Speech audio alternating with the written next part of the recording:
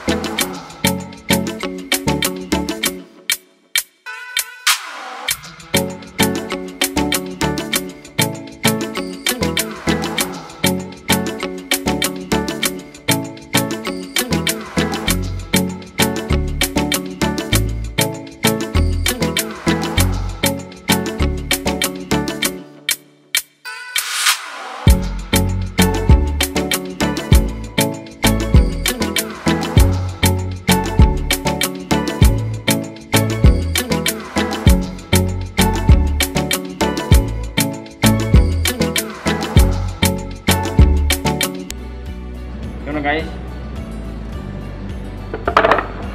simple lang.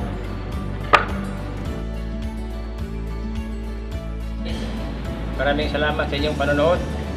Huwag niyong kalimutan mag-like at mag-subscribe sa YouTube channel ko.